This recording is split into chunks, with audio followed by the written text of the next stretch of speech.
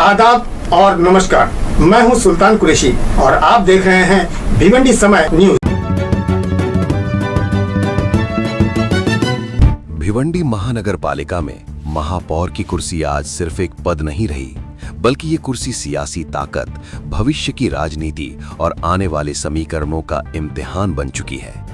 पूरे शहर में एक ही सवाल गूंज रहा है, आखिर भिवंडी का अगला महापौर कौन बनेगा? हर पार्टी की नजर उस कुर्सी पर गड़ी है जिस पर बैठने वाला शख्स या महिला आने वाले 5 सालों तक भिवंडी की सियासत की दिशा तय करेगा। और यही वजह है कि पर्दे के पीछे सियासी बैठकों, फोन कॉल्स और सौदेबाजी का दौर तेज हो चुका है। इस चुनाव में कांग्रेस ने सबसे ज्यादा सीटें हासिल कर खुद को भिवंडी की सबसे बड़ी पार्टी साबित किया है। कांग्रेस की इस कामयाबी के पीछे अगर किसी एक चेहरे का जिक्र सबसे ज्यादा हो रहा है तो वो है आमदार रईस शेख। कहा जा रहा है कि रईस शेख का हाथ और उनका आशीर्वाद ही कांग्रेस के लिए संजीवनी बूटी साबित हुआ। लेकिन सियासत में हर फायदे की एक कीमत होती है।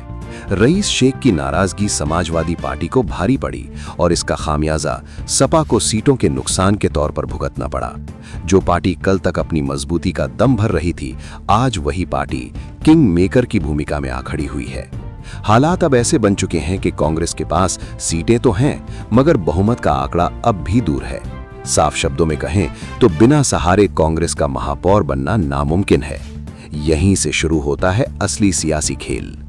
कांग्रेस को अब सेक्युलर दलों की जरूरत पड़ रही है। एनसीपी, शरद पवार गुट और समाजवादी पार्टी के बिना बात बनती नजर नहीं आ रही। यानी मंजिल तक पहुंचने के लिए कांग्रेस को साइकिल पर सवार होना ही पड़ेगा।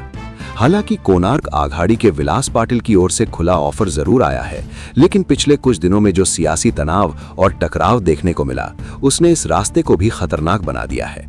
कांग्रेस जानती है कि अगर जल्दबाजी में फैसला लिया गया तो महापौर की कुर्सी सुकून नहीं बल्कि सिर दर्द बन सकती है।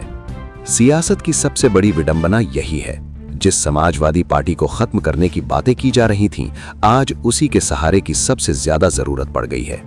अगर पिछली बार की तरह फायदे, लालच और निजी स्वार्थ के चलते नगर सेवकों ने फिर से बंडखोरी की और विलास पाटिल के पाले में चले गए, तो इसका सारा सियासी विस्फोट सीधे रईस शेख के सिर फूटेगा।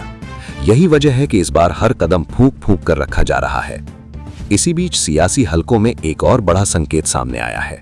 समाजवादी पार्टी के प्रदेश अध्यक्ष अबू आसिम आजमी ने खुद आमदार रईस शेख को खत लिखकर साफ संदेश दे दिया है। महापौर अगर बनना है तो सेक्युलर पार्टी का ही बनना चाहिए। बताया जा रहा है कि रईस शेख ने इस मांग पर हामी भी भर दी है। अब सवाल सिर्फ इतना है कि क्या जमीन पर भी वही होगा जो कागजों और बैठकों में तय हो रहा है? अगर सियासी ट्रेन बिना पटरी से उतरे सीधे आगे बढ़ी तो कांग्रेस को मजबूरी में ही सही साइकिल पर सवार होना ही पड़ेगा। और अगर ये गठबंधन कामयाब रहा तो खुशी में तुतारी जोर जोर से बजेगी। लेकिन फिलहाल तस्वीर पूरी तरह साफ नहीं है। महापौर का नाम अभी भी साइलेंट मोड पर है। ये साइलेंस कब टूटेगा, फोन कब वाइब्रेट करेगा और किसका नाम सामने आएगा, ये तो आने वाला वक्त ही बताएगा। भिवंडी की सियासत में खेल जारी है और हर चाल के साथ सस्पेंस